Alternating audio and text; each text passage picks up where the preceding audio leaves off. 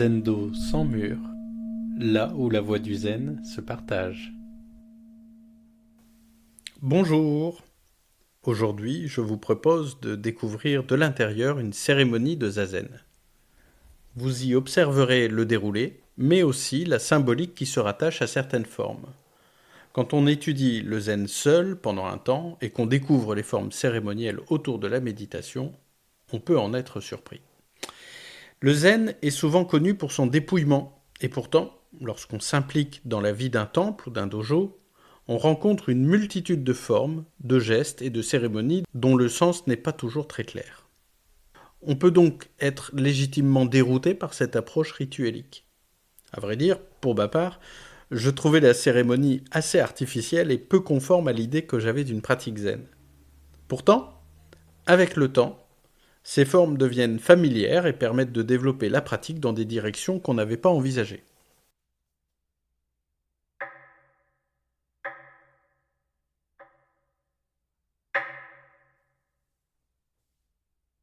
Avant même l'entrée dans le zendo, ce son marque déjà une rupture.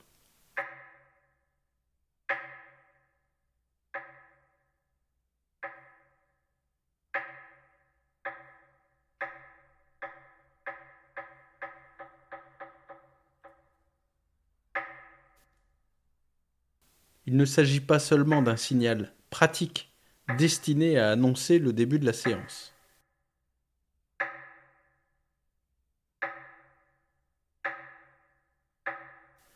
Le son traverse le quotidien,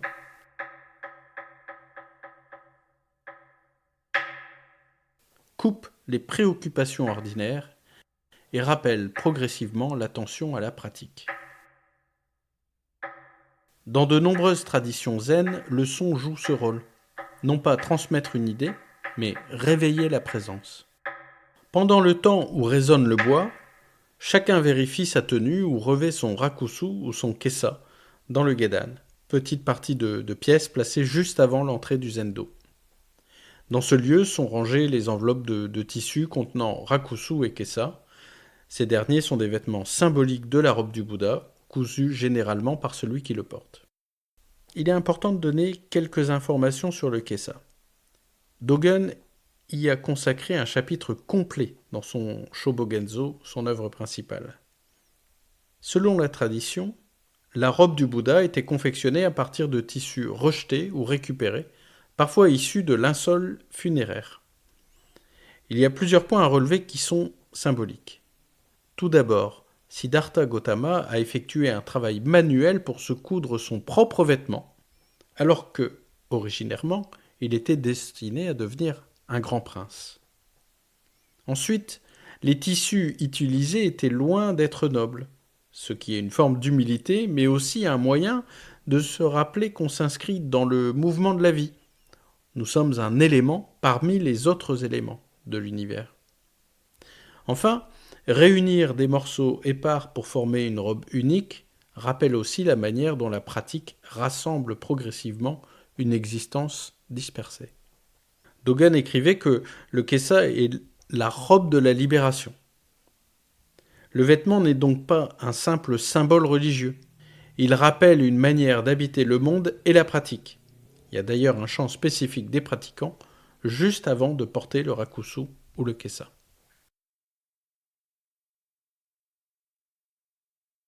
Dai sai geda puku muso fukuden he ibu nyorai kyo kodo sho shujo. Ô grande robe de la libération, vêtements sans forme, chant de bonheur, revêtant l'enseignement du Bouddha, je fais le vœu de sauver tous les êtres. L'entrée dans le zendo se fait avec le pied gauche. La sortie se fera avec le pied droit. Entre ces deux gestes, il n'y aura eu qu'un seul pas. Comme si toute la cérémonie ne constituait finalement qu'un instant unique. Dans le zen, le temps ne se mesure pas uniquement par la durée chronologique. Être dans l'instant présent pleinement habité, est de nature à nous sortir de l'écoulement du temps. Entrer du pied gauche et sortir du pied droit rappelle discrètement cette unité du moment présent, comme si le temps passé durant la cérémonie n'était qu'un instant. Avant de rejoindre sa place, en entrant dans le Zendo, on salue le Bouddha les mains jointes. Il ne s'agit pas simplement d'une marque de respect extérieur. Dans le Zen, ce geste s'appelle Gassho, et ce geste agit directement sur le corps. Le geste rassemble l'attention, stabilise la posture et interrompt la dispersion mentale. Les deux mains séparées deviennent un seul geste simple et immobile. Le gassho est également utilisé pour saluer les autres pratiquants. Il ne s'agit pas seulement d'une formule de politesse. Pendant un instant, chacun reconnaît chez l'autre la même pratique et la même recherche intérieure. Le salut permet aussi de rappeler que le zen n'est pas uniquement une expérience solitaire. Même silencieuse, la pratique s'inscrit dans une dimension collective. Les mains jointes représentent deux pôles distincts. Certains y voient la rencontre du relatif et de l'absolu, d'autres l'effacement momentané de la séparation entre soi et le monde. Il est important de comprendre que le zen ne pose pas de règles précises sur une symbolique qui devrait être officielle. Ce qui importe surtout, c'est l'expérience concrète du geste lui-même. Pendant quelques secondes, le corps cesse d'être dispersé dans plusieurs directions à la fois. Dans une cérémonie zen, le gassho marque souvent un passage. Entrer dans le zendo, saluer sa place, commencer zazen ou quitter la salle. Le geste ne sert donc pas uniquement à exprimer quelque chose. Il permet aussi de transformer intérieurement la manière dont on passe d'un moment à un autre. Le salut au Bouddha n'est pas un geste d'adoration d'ailleurs, au sens où on l'entend généralement dans les religions théistes. Le Bouddha n'est pas considéré comme un dieu créateur extérieur au monde.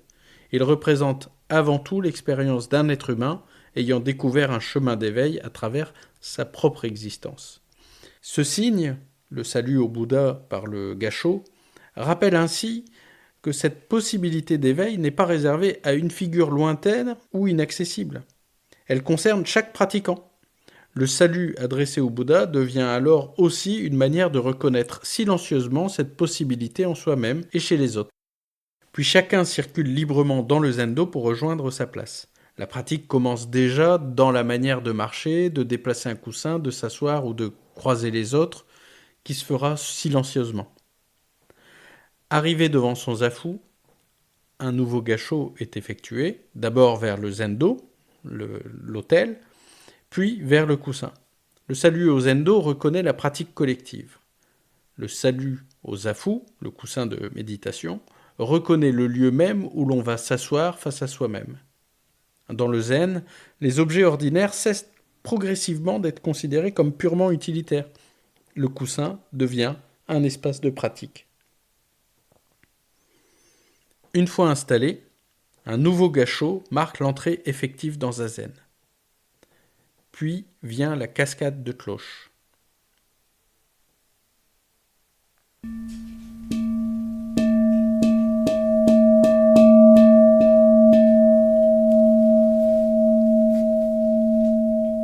Elle ne sert pas seulement à organiser la cérémonie, elle structure intérieurement l'attention.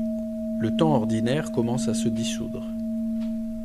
Enfin, 3 coups de bol vont ouvrir le zazen.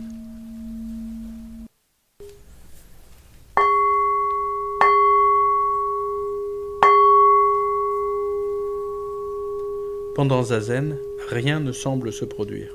Le corps reste immobile. Pourtant, avec le temps, cette immobilité transforme profondément la manière d'être. Le zen repose en partie sur cette intuition. Le corps apprend avant même que l'intellect comprenne. La posture, la respiration, le silence et la répétition de la pratique façonnent progressivement la présence.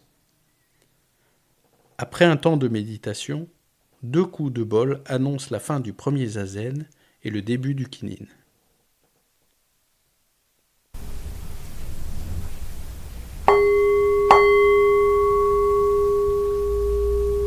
Le kinin, c'est une marche silencieuse, quasi immobile. Ce n'est pas une simple pause destinée à dégourdir les jambes. Il prolonge la méditation dans le mouvement. L'attention demeure, mais le corps entre dans l'action. On marche lentement, en suivant des lignes droites. Les angles sont nets. Personne ne dépasse personne. Chacun avance au rythme collectif. Cette forme très simple produit progressivement une compréhension silencieuse. Le corps découvre qu'il n'existe pas seulement un temps pour méditer et un temps séparé pour agir. La pratique continue dans le mouvement. Le groupe avance comme un ensemble cohérent où personne n'est véritablement premier ou dernier. Le cercle du déplacement rappelle aussi que chacun est intégré dans un tout qui le dépasse.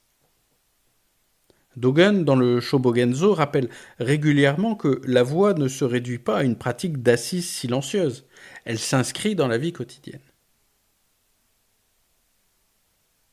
Le Kinnin possède ainsi cette qualité particulière.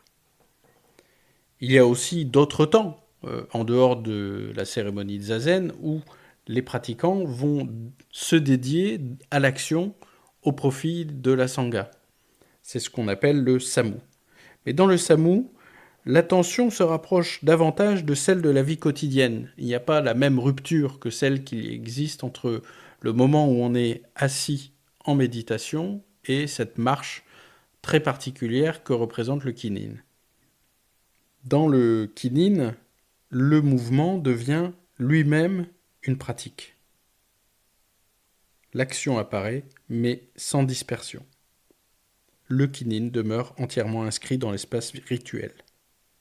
Un coup de bol marque la fin du Kinnin.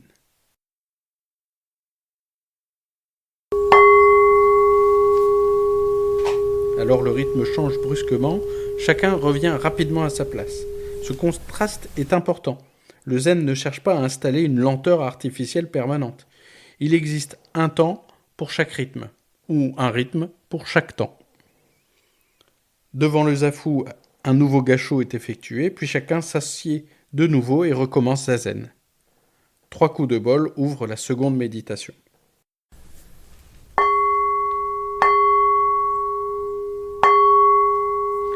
Cette alternance entre immobilité et mouvement imprime progressivement dans le corps une compréhension difficile à formuler intellectuellement.